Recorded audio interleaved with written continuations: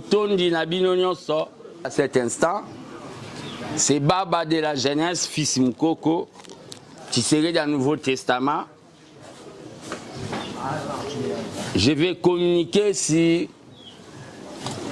la situation au sein de mon très cher parti, l'Union pour la démocratie et le progrès social, UDPS, Bar Tshisekedi, et la situation générale du Congo. À cet instant, je remercie Nzambe pour le rétablissement. Il y a Mokonzi Mboka, Oyo, Azalaki na ba malaise, Atombaki malade.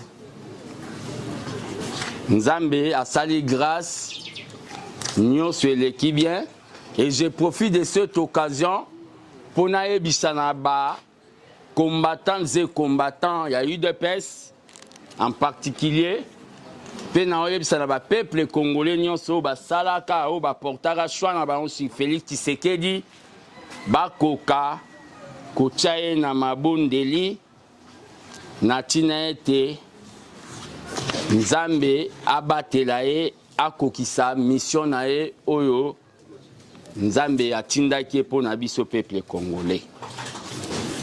Et na koti lisusu po na yebisa na bao babengi ba conseiller ya communication à Mokonzi Mboka que prochainement batika kopesaka ba communiquer que Mokonzi abeli que Mokonzi ceci batika ba diarrhée verbale. Mokonzi peuple ayeba ata salara petit besoin. Mokonzi peuple akoyeba te ke abelaka parce que azana no babengi magistrat suprême, azapo babengi commandant suprême ya ba armée tozana guerre, bazana o babengi front bayoka ke commandant suprême a obela et ko kitisa ba on moral. Prochainement, vraiment arrêtez avoir vos diarrhées verbales là. Na ba mboke belé, na ba mboke belé neti ba Corée pas mutu amukuse. Na bamboke belé n'était pas ba Poutine. Kuna bayebi ke Mokonzi azakaka Mokonzi donc pe Mokonzi ba c'est une personne sacrée. Pe to mona même na ba vieille démocratie net na ba France, François Mitterrand a Koufaki, mais ça a pris quelques jours pour ba communiquer na batu. Awa musée a Koufaki. Bande onabiso ya Fidel bazwaka tanti basala o babengi remplacement na ende tomonaka. Donc faire des communiqués pareils mutumso alinga fatia ko piquer pe crise. Prochainement, il faut savoir ce qu'il faut dire parce que tozana état o babengi o na benga état de guerre. Na elelo lisusu surtout kolobela Sony Oyo, quelques militants, il y a eu des pèses, mon parti, au bazomi mona baza gonflé, au bazomi mona ba super combattant, basala ki lobby, na o ba bengi palais du peuple. Bato a IDPS Mobondo. Bao balataki ba bande rouge na katia centre-ville. Ya Kinshasa, place ambassadeur bazalaki. Bazalaka. Bato ya IDPS Mobondo, Yeteni Longondo, avec prénom Covid-19, avec le jeune homme Jacob et à Chalère de l'IDPS. Bato ya IDPS Mobondo wana. Oyo bazolinga ba organiser parti mais babandi ko sala désorganisation peut ko vendre ko teka image ya IDPS comme un parti bandit. Bazo sali basali Sony na Mokonzi Mboka na niveau babengi national pe na niveau babengi international pe na lingomba ya babengi international socialiste bakei kosalo babengi bagarre banditisme bakei kosala kikuluna na babengi siège ya babengi ya institution palais du peuple terrain non touchable terrain oyo mutako ko violeté. Ils sont allés là-bas à cause ya Kindoki on a benga sorcellerie du jour attaqué le secrétaire général Augustin Kabuya Mwanabute honorable. C'est vraiment de la sorcellerie. Oh baluba balubara boulogie. Augustin Kabuya akendaki ko accompagner ba ticket gagnant yao ba bengi UDPS. C'est-à-dire Monsieur Idriss Mangala oyaza candidat ya biso UDPS comme président ya Sénat. Na Monsieur Topé Kabongo oyo aza comme questeur candidat ticket gagnant ya UDPS. Akene ko accompagner bango bayaki ko accompagner Topé Kabongo oyo nazoloba officiellement tant que baba de la jeunesse vu tout ce qui se passe vu que monsieur Topin et derrière babengi bande yaba voyou ya IDPS Mobondo vu que monsieur Topin est en train de financer monsieur Jeko pour asalo babengi ba acte ya banditisme. Personnellement fils Moukoko, si j'étais sénateur je ne voterai pas pour monsieur Topin. Et je réitère au Babengi soutien nanga même si je ne suis pas dans l'hémicycle. Nao Babengi Moïse Ekumbo, le jeune homme actuel Oyo Azak Kester. Il y a Rep, il y a Guy Luando. Même na mabota, ceux qui bomoni moi na bino mo bazana comportement mabe. Ba pesa kayo Babengi ba responsabilité à famille. Monsieur Topin n'a pas mon soutien. Ça m'engage que moi. Mais je soutiens Idriss Mangala comme ticket gagnant président. Je suis en train de dire, le secrétaire général, tant qu'homme de paix, il a pris au un ticket gagnant président. Idriss Mangala, conservateur. Il est conservateur des idéaux de Tshisekedi. Azui et pas à Moutamaniema. Batamaniema bazalaki un peu frustré dans Maramba gouvernement. Idriss Mangala, Ayamba Babengi et Tshisekedi na maman Martha sécurisa bango na Maniema na période de campagne. C'est un combattant de longue date. Yangonde.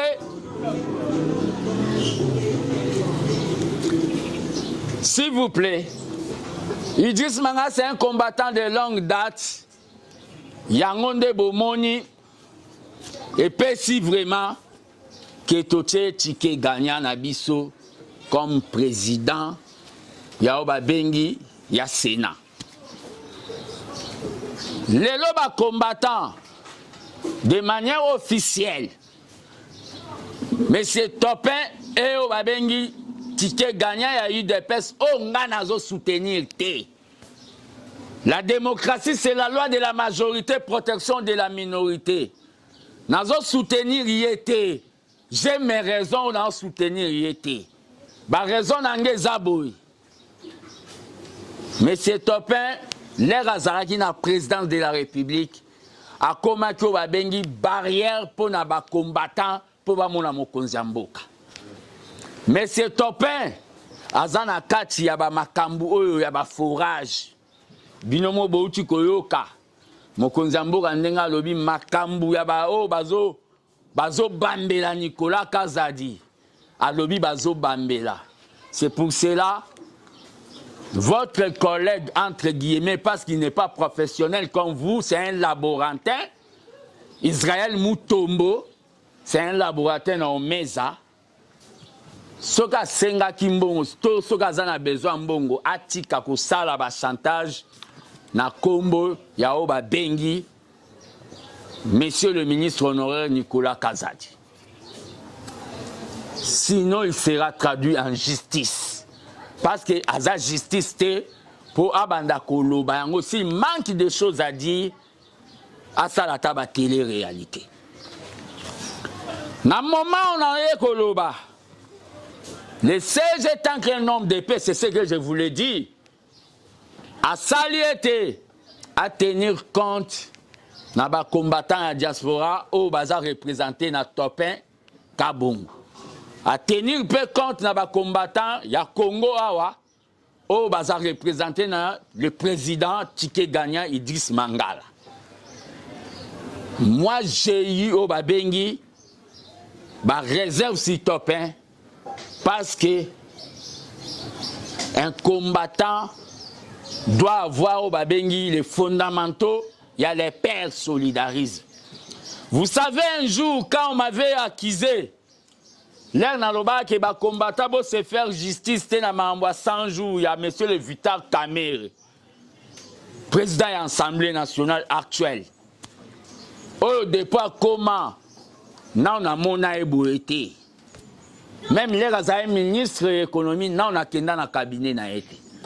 Mais j'avais donné mon point de vue na ba ke ba combattant ba za la juge té. Pe bande ko na sa INC. Ba se surchauffer té. Un jour j'ai appelé monsieur Topin, c'était pour demander audience na président de la République. Abi ko benga ngate kende pa Kamerhe. C'est comme ça qu'on pouvait répondre à un combattant.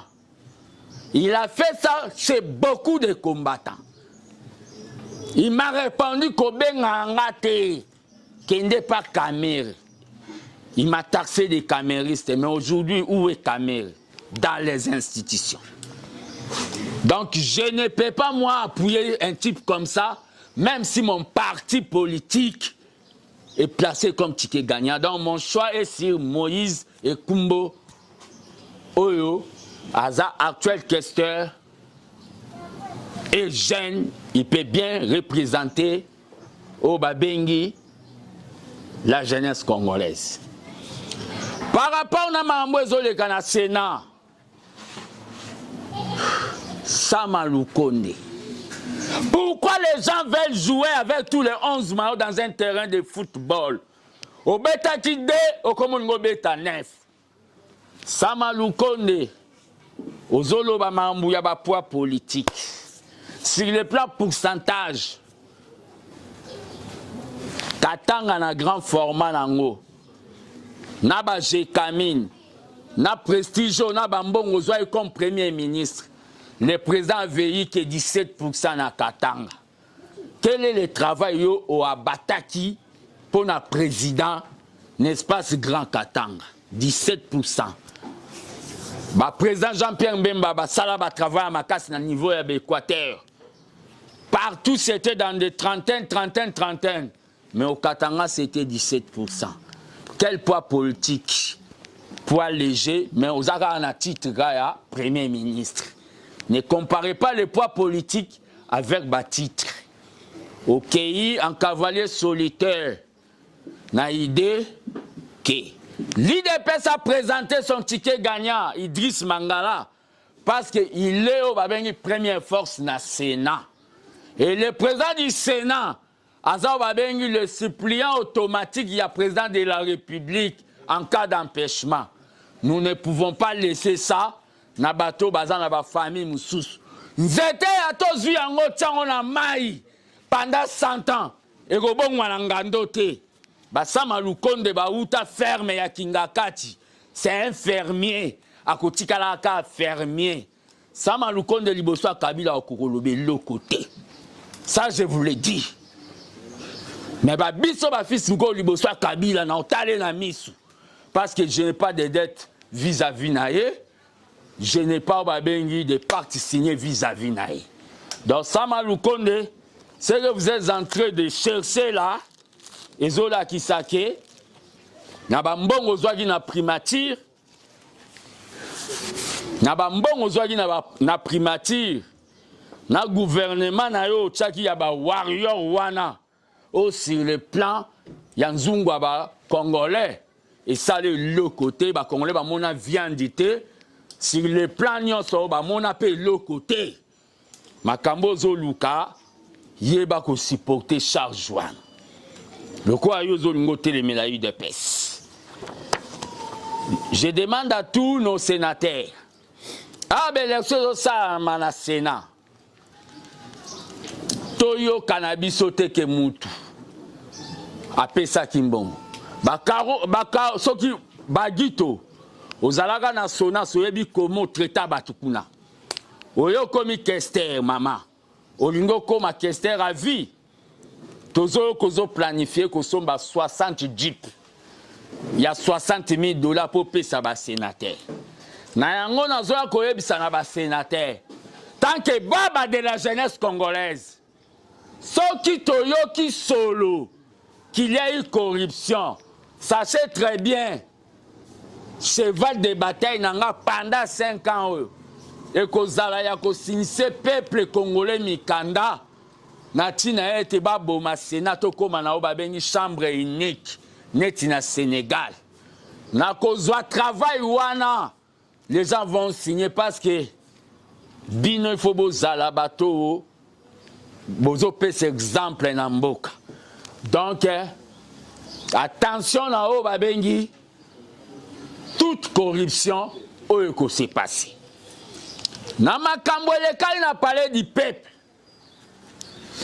Les énormes jeko qui se croient être au-dessus de la loi, qui chantent partout qu'à pire petit à président, amené au babengi des voyous, financés par bateau yo batopin, financés par bateau belé au balinga ikakabaza na pouvoir, bakota na palais du peuple pour menacer le secrétaire général Augustin Kabouya. On a un moment où on a une étiquette à un honorable député. C'est pour cela que nous avons acquis les droits. Acquis les droits, c'est-à-dire, nous avons 2 secrétaires généraux, l'Assemblée nationale et le Sénat. Bako Kakosa la plainte. Nous avons la justice congolaise. Nous Constant Moutamba. Bah, c'est saisi du dossier. Je dois répondre à acte. Il y a des vidéos qui circulent. Il doit répondre à acte, il y a banditisme. Quelle est l'image que nous allons donner dans la démocratie congolaise? Il faut répondre. Pour ceux qui sont en train de dire que dans le moment où le président a abandonné les combattants et la force du progrès, comment il y a banditisme. Le Congo n'est pas l'Haïti. Et je suis en train d'interpeller l'autorité politique. Bengi monté à Koulouna. Le VP intérieur, Germain Sabani. Monté à Koulouna. Botalandenge lelo Haïti comme un gouvernable. C'est-à-dire l'État n'a plus la force vis-à-vis à Bagank Bakoulouna. Le problème qu'il y a, c'est quoi? Makamboyo, ba force du progrès antibal Basalaki. Vous ne savez pas. Allez vers résidence. Il y a un président honoraire. Beaucoup risquent de payer ça. Mais c'est Kabila ou Azad a une intention à ma raison il y a que ça là où va quelque chose. Je suis en train de vous le dire. L'histoire se répète. Je parle tant que prophète politique. L'histoire se répète comment? Lissouba, il a eu le pouvoir. Il a tenté, moi j'étais en exil à Brazzaville. Il a envoyé ses hommes vers Mpila chez Sassou. C'était là le début de la guerre du 5 juin. Laissez Kabila il est déjà fragilisé. Il a peur même d'habiter domaine à Kingakati. Parce qu'il sait très bien qu'il a des dettes morales vis-à-vis du peuple congolais. Laissez Kabila, on l'aura un jour. Ne mettez pas la charrue devant le bœuf. Bato ba que le président a abandonné la force du progrès. Dans un état de droit. Ce ne sont pas les forces du progrès seulement qui ont eu à voter le président. C'est tout le peuple congolais. Vous voyez, les gens de Antibal commençaient même à torturer la population. La population qui avait voté pour le président. L'état de droit ne veut pas dire que l'UDPS est au-dessus de la loi. L'état de droit ne veut pas dire qu'il y a impunité pour les membres de l'UDPS. Même la Bible baloba que oya moko fo beta e makasi poete ya batu misusu. Poete ya batu misusu. Pourquoi les gens veulent dire qu'on est entré? Non, on ne sacrifie pas. Comme celui qui avait menacé Obabengi, qui l'imbalemba le général. Oh menacé, tu mets ta main à couper. Le lo kimi biloba loba. Bilanda landa fils mko ngape na bandoloba na koma la base. Bilanda landa. Fils mko ayebi place à Bombani. Je suis en train de vous dire, naba acto je crois salaki lobby. Peut-être aujourd'hui bolinga boyo kaweza kedei na kati ya Congo.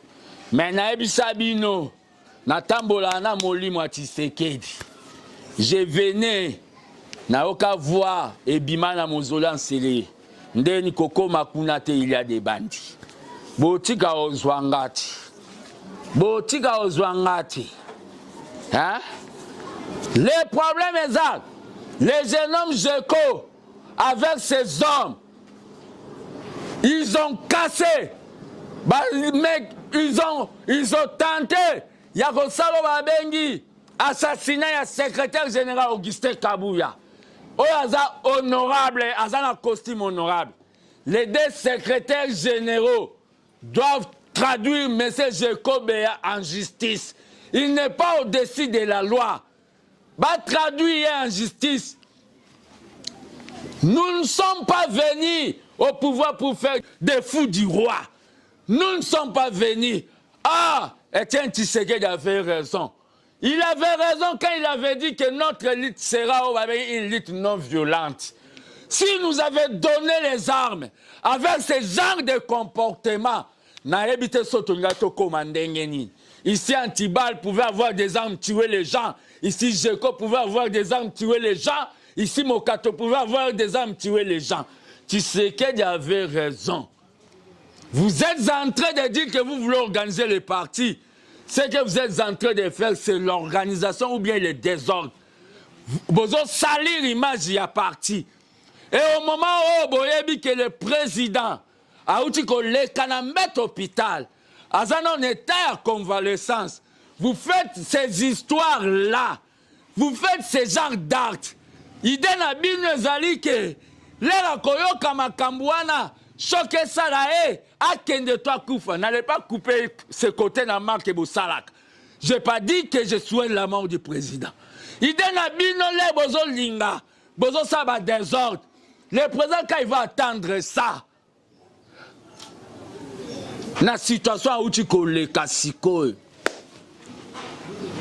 moral Nezani. Je sais très bien que vous n'aimez pas Oyo Balobi Augustin Kabouya. Je sais très bien que vous ne l'aimez pas. Bozo Lingaba fouta une monnaie de singe. Au moment où il a sali le lot, quand même il dépasse comment respecter sur le plan d'État. Il y a pouvoir d'État. Je le sais très bien. Mais les lots, Maman Martha Lobby, qui est de la Convention démocratique, vous n'avez pas respecté même Maman Martha. Vous êtes allé encore faire plus que ce que vous pensez faire. Nao Babengi Parlement. Ça ne doit pas passer comme ça. Ça ne doit pas passer comme ça. Ça ne doit pas passer. Ils doivent être traduits en justice. Et dans le moment où Otozoloba, ils ont cassé, ils ont vandalisé. Ça la teinte na vie un secrétaire général.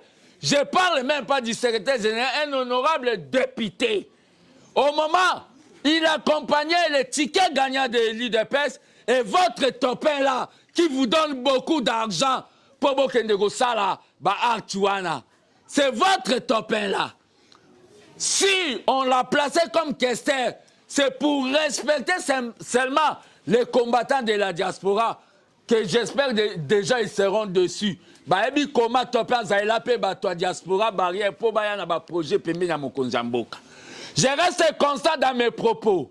C'est-à-dire, Idrissa Mangala, c'est mon ticket gagnant, mais Topin, Assa Mokilnaï, je soutiens Moïse et Kumbo.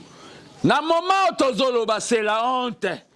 Même si c'est le père, là où il est, Kuba Janinde Balouba Balobaka, dans l'au-delà, hier il a beaucoup pleuré. Il a beaucoup pleuré pour un jeune homme, pour Pessi Mbongo. Au lieu, pour Pessi Mbongo, Azo Zwata ya okende ko recruter ba kuluna, pour amema ba ona ba kikalungu, na ba machette sika. Tina Kacha parler du peuple. Monsieur Jacob, vous allez répondre de tous vos actes là devant la justice. Peuple congolais, parlez du peuple Zayabino. Que cette histoire ne passe pas. Va tourner à la page 90 comme à la page 91. Et passer. Et le ça ne doit pas passer. Toujours, même bande, Yabatou. Vous n'aimez pas l'IDPS. Vous n'aimez pas l'IDPS. Nous sommes au Babengi, Bayaya, Parti Missous, et le connu Toté Yaba en un moment. Et le connu Toté Yabango. Objectif Nabango Yamaka Césarine. Comme Kabouya va accompagner le secrétaire général, comme Kabouya va accompagner les tickets gagnants, tout ça, l'acte, il y a vandalisme, na niveau, il y a parlé du peuple, pour les Mokonzambo, Kayo, Kabon, à la décision, il y a Olongolaï.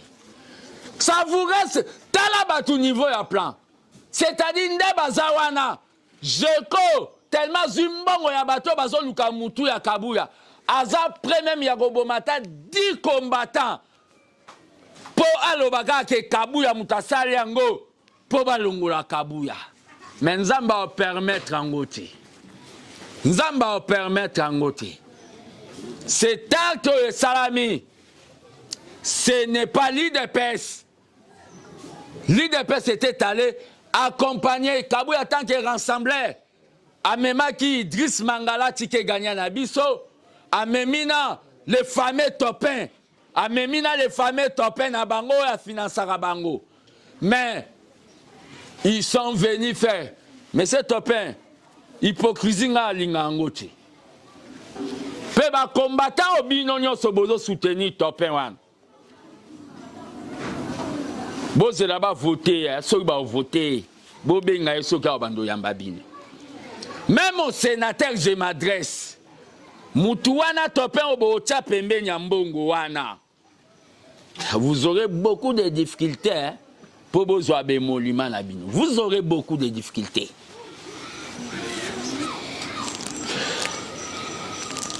Personnellement, je ne sais pas là où Topin a été dans la diaspora.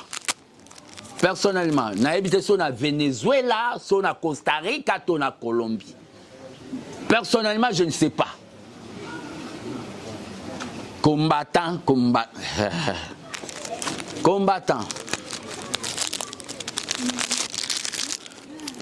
Sonyo bozoyo kisa mokonzi mboka. Sonyo bozoyo kisa. Jeko tu es qui dans ces pays? Tu es qui? Copier n'est pas égal. Péba époque cocanité. Tu es en train de copier le salaire du PPRD. Tu es dans un parti démocratique. Copyright salaire du PPRD. Hein? Ah, quand est-ce que vous avez vu les jeunes du PPRD allaient attaquer l'autorité na bango ya parti politique na bango public.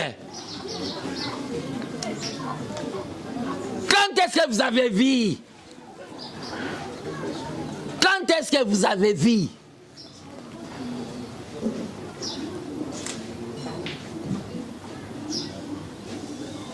Eza Sony. Je continuerai à rester au Babengi gardien de la légalité. J'attends que vous me tuez. Nazo la bobo manga. Nazo la ndebo benga na téléphone obiki. Nazo la bobo manga. Vous comprendre que nazasu ya famille nangate. Mais na koma ya famille ya ba Congolais. Yaba Congolais. Nazozela. Nazozela. Je veux que la justice soit faite. Je veux que la justice soit faite. Bokende boyemba ima parti. Pobo laksake boza. Batoyi de pes. Quelqu'un peut être avec fille ou fils. Il y a des parents mauvais. Si vous se comporter mal, acte naïe et engager des parents naïe. Vous êtes déjà des adultes. Ce que vous avez fait, chanter l'hymne du parti, Loba IDPS, appelé Fatih Siona, Biki Rouge. La loi restera la loi. Fatih n'est pas au-dessus de la loi. Je dis, je vous remercie.